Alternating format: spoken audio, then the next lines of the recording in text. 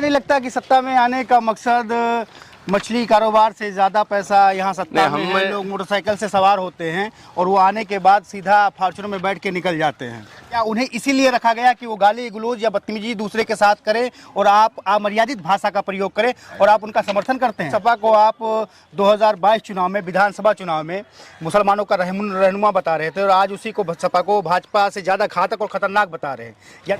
नमस्कार, आदाब, मैं शोएब कमर खान और आप देख रहे हैं BS टीम यूपी।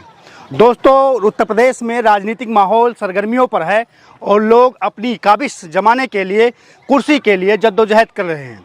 गली गली नुक्कड़ सभा कर रहे हैं। आज ऐसे ही एक प्रत्याशी से हम मिलने के लिए पहुंचे हैं, खास बातचीत करने के लिए पहुंचे हैं और हम जानना चाहते हैं कि उनकी तैयारी कैसी है, उनके साथ समर्थक कैसे हैं, उनकी भाषाएं कैसी हैं। आपका स्वागत है कल्बे अली गट्टू साहब हमारे यूट्यूब और फेसबुक पेज पर।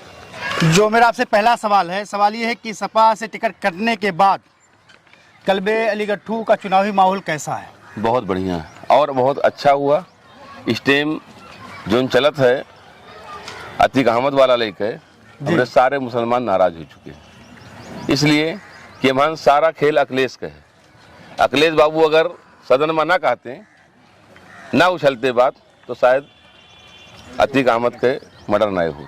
अच्छा, सबसे आज के तारीख में भाजपा और सपा में कोनो फर्क नहीं है। तो मैं आपसे एक सवाल और कहूँगा कि जैसे जिस सपा को आप 2022 चुनाव में, विधानसभा चुनाव में मुसलमानों का रहनुमा बता रहे थे और आज उसी को सपा को भाजपा से ज़्यादा घातक और खतरनाक बता रहे हैं, या तो आपका टिकट कटने के बाद आप ऐसा बता रहे हैं या पहले भी सपा ऐसे ही थी? तो अगर पहले सपा ऐसे थी तो आप झूठ क्यों बोल रहे थे पहले जनता से?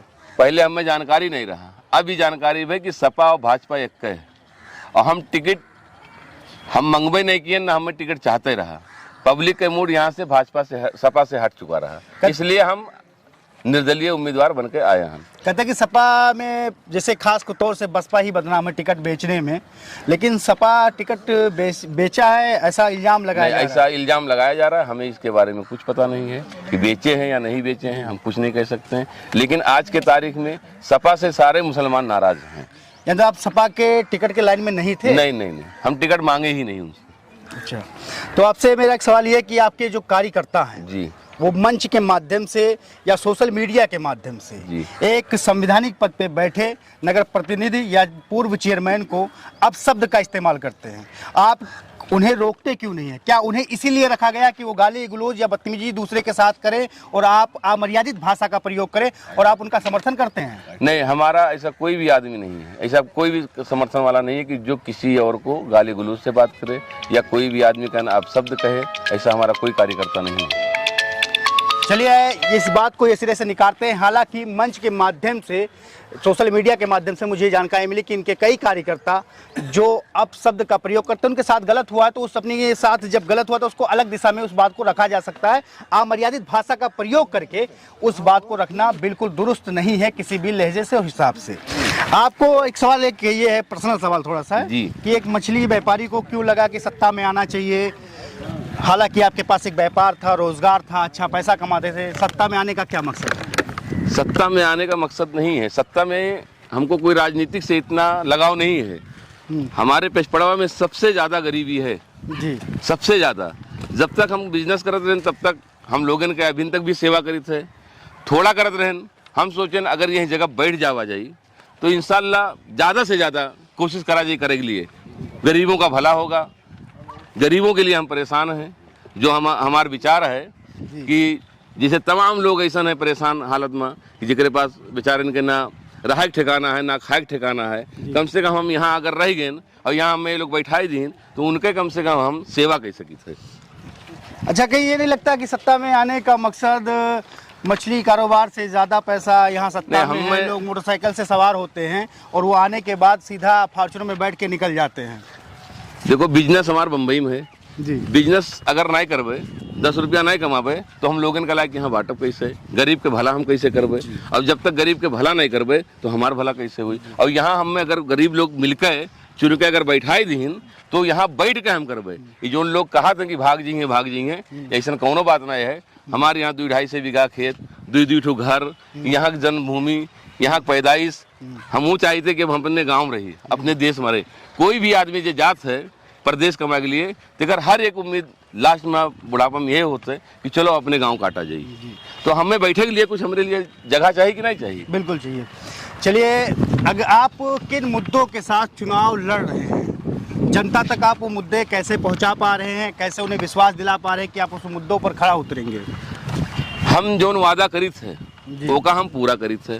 अगला चुनाव जब हम लड़े रहे तो यहाँ पुरानी बाजार में इमाम बाड़ा है, एक सबका मालूम है। हम वादा कर रहे हैं कि जीतब या हारब इमाम बाड़ा हम बना के देवे। तो इंशाल्लाह हार एक दूसरे दिन इमाम बाड़ा काम चालू है। इमाम बाड़ा आज बनके तैयार है, ओकर मिसाल आज खड़ा है।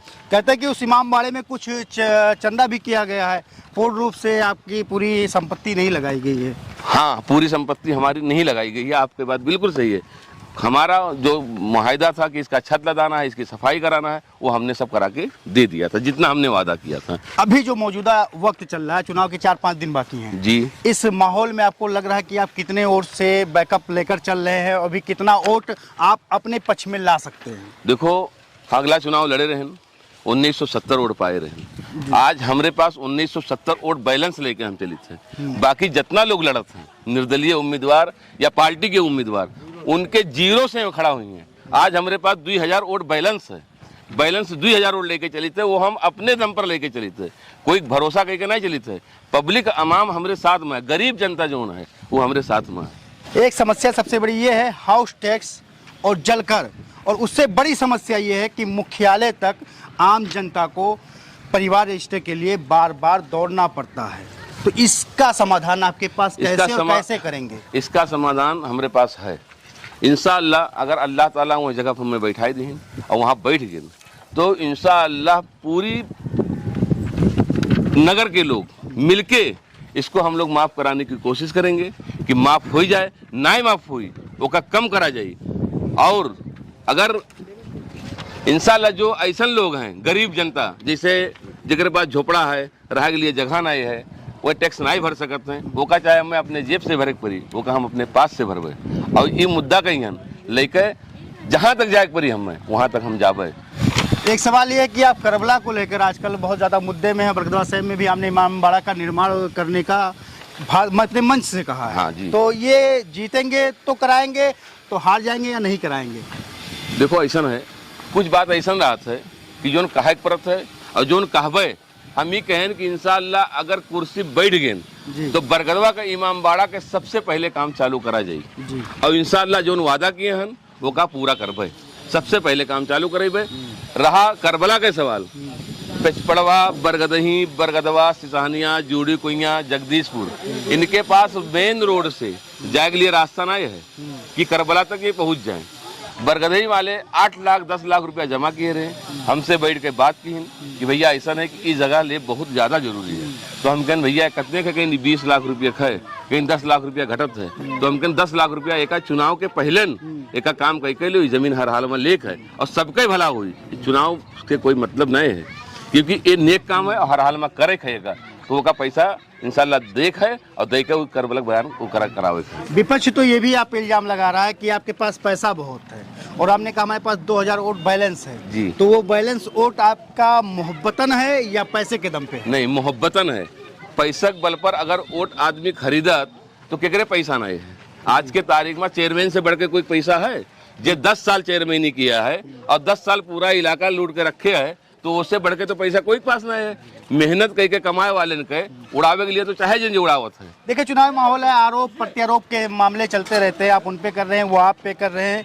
लेकिन मैं ये जानना चाहता हूँ कल्बे अली गट्ठू का चुनाव चिन्ह क्या है और आप उस चुनाव चिन्ह को जनता के जहन में कैसे डाल पाएंगे, कैसे समझाएंगे कि जनता भूले ना? सबसे पहली खुशी की बात तो ये है कि जनता के दिमाग में वो बैठा है।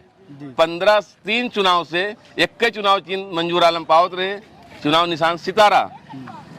15 आदमी कैंडिडेट रहे ना, एसडीएम साहब लॉटरी निकालिन, एक बॉक्स में डब्बा में डालिन सबके नाम, ऊपर वाला हमें वही बुलंद कह दी जहां हमारा नाम निकला सितारा।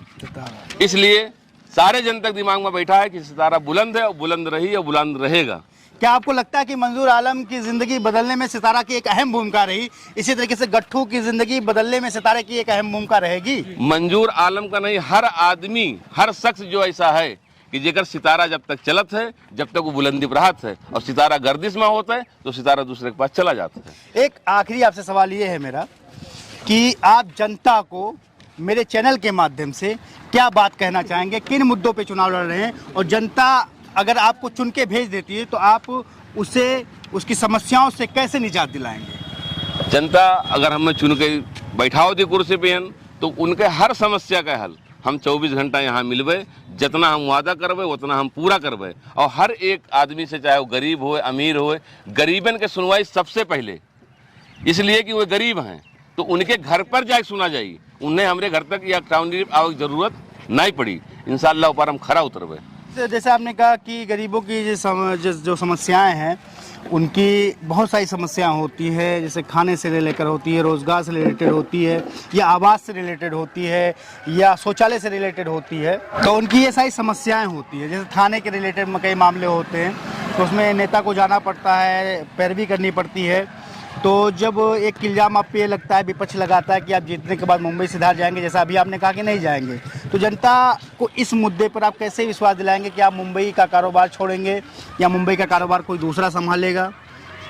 एक मरतबा आदमी कुर्सी बैठा के देखे, ओकरे बादे कोनो इल्जाम लगा सकत है, जिससे जिसका रोजी रोटी। जनता नहीं लगा रही, विपक्ष लगा रहा है। विपक्ष लगा रहा है। तो जनता ही जानत थी कि अगर भैया बैठ गए तो वे कहूँ नहीं जाएंगे, और जनता हमें हर हाल में बैठाई। अब से जनता बिल्कुल फिदा ही, और मंजूर आलम के टाउन से पूरा वोट खत्म है, उनके कुछ नहीं है यहाँ। अब चाहे सबसे पहले तो गरीब उनसे इतना ज्यादा परेशान हो गए, हम अब पूरा गांव घर घर घूम आई थे। ऐसा घर है कि जेकर घर में बेचारे राशन नहीं है, घर नहीं बना है, जेकर घर बना है खाली अमीरन के बना है, गरीबन का नहीं बना है। तो हम गरीबन के लिए परेशान हैं, और गरीबन के इंशाल्लाह काम करके हम देवे, और जितना वादा करें वो जरूर पूरा करवे। तो दोस्तों, ये थे हमारे साथ कलवे अली उर्फ गट्ठू साहब, जो अपनी मुद्दों और अपने सारे जिनके ऊपर जो इल्ज़ाम लग रहे हैं उससे क्लियर किया। अगर आप लोगों को इनकी बात समझ में आई हो तो वीडियो को शेयर करें, अधिक से अधिक मात्रा में इनकी बात जनता तक पहुंचाएं, और जिताना या नकारना या स्वीकार करना ये आपकी जिम्मेदारी है, इस पे हम कुछ कह नहीं सकते। सितारा है और 4 तारीख को चुनाव है, आपको तय करना है आप क्या करना चाहते हैं। धन्यवाद, फिर मिलते हैं नए बार के साथ, नए मुद्दों के साथ, आपके सवालों के साथ। तब तक के लिए जय हिंद, जय भारत।